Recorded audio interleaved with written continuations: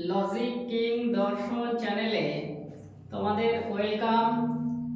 আজ ক্লাস 11 এর সেকেন্ড সেমিস্টারের পর্ব নম্বর 7 যে বচনের যে সিরিজ চলছিল তার 7 নম্বর পাঠ চালু করছি। এই 7 নম্বর পাঠে ক্লাস 11 এর সেকেন্ড সেমিস্টারের যে বচন শেখানোর পর্ব চলছিল সেগুলো পরপর আমি আজ আরো একটি পাঠ তোমাদের সামনে তুলে ধরছি। আর ভিডিও দেখার সঙ্গে সঙ্গে তোমরা বন্ধুদেরকে শেয়ার করো এবং যারা নতুন তাদেরকে চ্যানেলটা একে অপরকে চ্যানেলটা দিয়ে সাহায্য করো। এবং ভিডিও থেকে যদি কোনো সমস্যা হয় বা ভিডিও থেকে কোনো কিছু যদি বুঝতে অসুবিধা হয় তাহলে কমেন্ট বক্সে কমেন্ট করে জানাও। আজকে যে বচনের পার্ট নম্বর 7 আমরা চালু করছি সেটি আজকে আমরা সূত্র নম্বর 4 এ তোমাদের শেখাবো। যেটি বচনের সেটি দেখো, সূত্র নম্বর 4 আর পার্ট নম্বর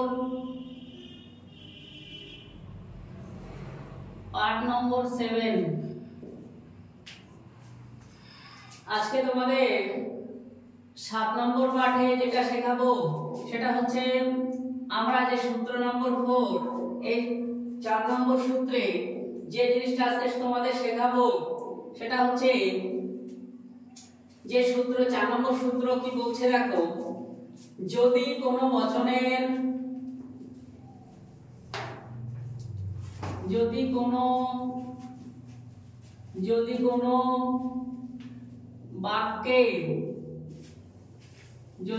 বাক্যে বা বাক্য যদি কোনো বাক্য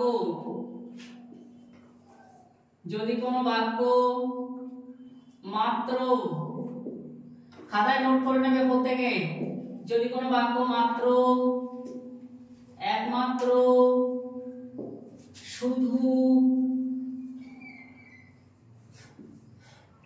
শুধুমাত্র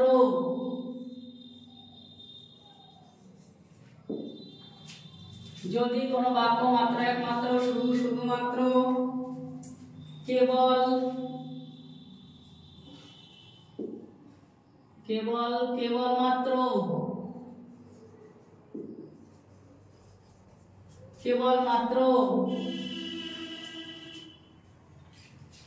ছাড়া কেউ নয়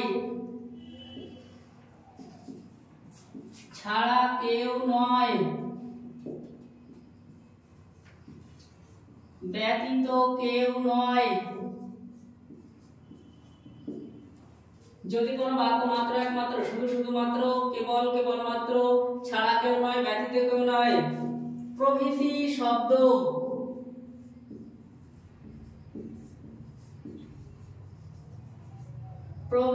শব্দ দিয়ে বাক্যটি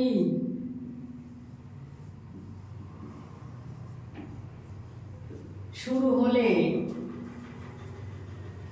যদি কোনো বাক্য মাত্র একমাত্র শুধুমাত্র কেবলমাত্র ছাড়া কেউ নয় ব্যতীত কেউ নয় প্রভৃতি শব্দ দিয়ে বাক্যটি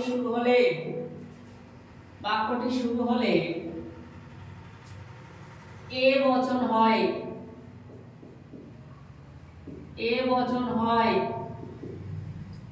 তাহলে আমরা পরিষ্কার এখানে বুঝতে পারছি যে যদি কোনো বাক্য মাত্র একমাত্র শুধুমাত্র কেবলমাত্র ছাড়া কেউ নয় ব্যতীত কেউ নয় প্রভৃতি শব্দ দিয়ে যদি বাক্যটা শুরু হয় তাহলে কি হবে? এ বচন হবে। পরিষ্কার? তাহলে আমাদের 4 নম্বর সূত্রে এটা মনে রাখতে হবে, যদি এই সমস্ত বাক্যগুলো দিয়ে আমাদের বাক্য শুরু হয় তাহলে বাক্যটা কিন্তু এ বচন হবে, এটা মনে রাখতে হবে।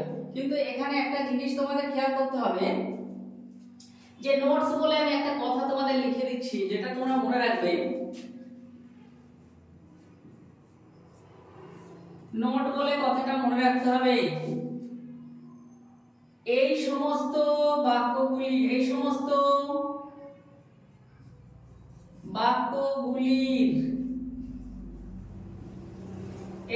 বাক্যগুলির প্রথমে প্রথমে যদি ওই সমস্ত কথা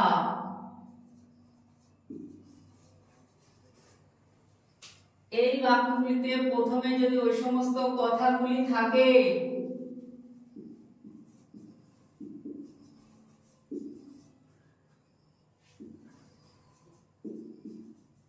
তাহলে এই বাক্যগুলির প্রথমে যদি ওই সমস্ত কথাগুলি, ওই সমস্ত বলতে মাত্র একমাত্র শুধুমাত্র কেবলমাত্র এই সমস্ত কথাগুলি যদি বাক্যের প্রথমে থাকে, মনে রাখতে হবে বাক্যের প্রথমে থাকে, তাহলে আমরা যখন বচন করব তাহলে বচন করতে গেলে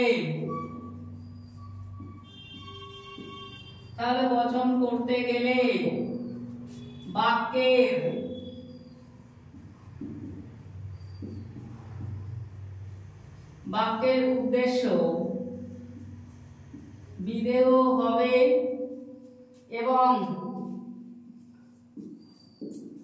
বিধেয় পদ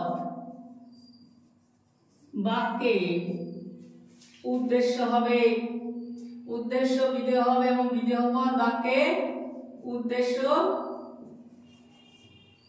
হবে। অবশ্যই নোট আকারে মনে রাখতে হবে, যদি কোনো বাক্য, আমরা 4 নম্বর সূত্র আবারও ভালো করে বুঝে নাও প্রত্যেকে, যদি কোনো বাক্য আমাদের কোনো বাক্য যদি বচনে পরিণত করতে হয়, যদি সেই বাক্যটা মাত্র একমাত্র কেবলমাত্র শুধুমাত্র ছাড়া কেউ নয় ব্যতীত কোন অপ্রকৃতি শব্দ দিয়ে যদি যুক্ত থাকে, বাক্যটির যদি প্রথমে থাকে ওই বাক্যগুলি, তাহলে আমাদের উদ্দেশ্য পদ বিধেয় হয়ে চলে যাবে আর বিধেয় পদ উদ্দেশ্যে চলে আসবে। আর যদি ওই কথাগুলি বাক্যের মাঝখানে বা শেষে থাকে, তাহলে বাক্য যেমন বচন যেমন হয় তেমনই হবে। এগুলো তোমাদের মনে রাখতে হবে। যেমন উদাহরণ দেখলে বুঝতে পারবে। যেমন উদাহরণ দিচ্ছি আমি, দেখে নাও। যেমন উদাহরণ দেখো, একমাত্র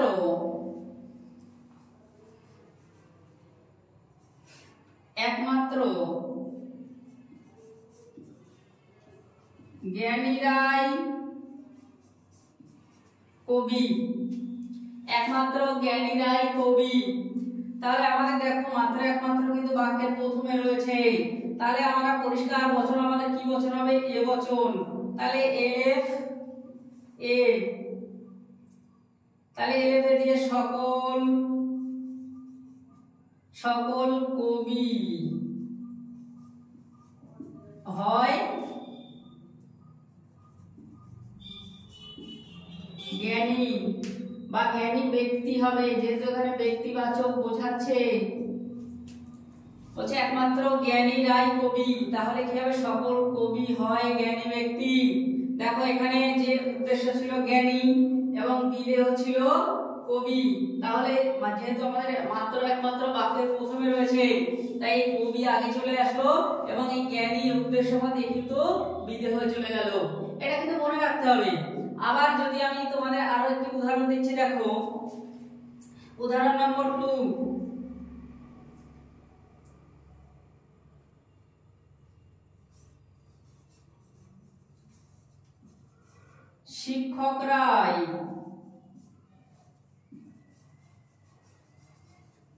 শিক্ষকরাই একমাত্র শিক্ষা দান করে।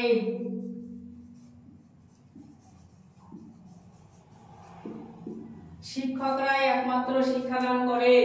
তাহলে এখানে কি হবে?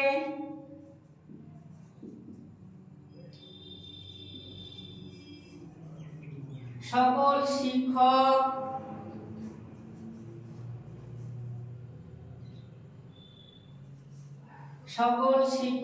হন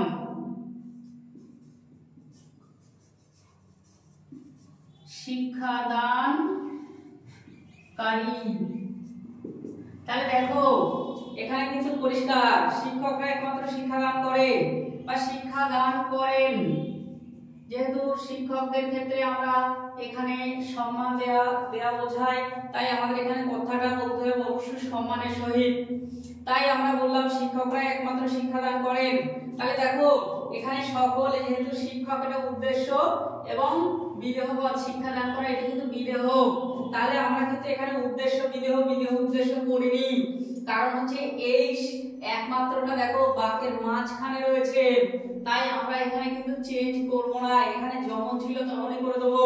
তাহলে কি হবে, সকল শিক্ষক হন শিক্ষাদানকারী, সকল শিক্ষক হন শিক্ষাদানকারী।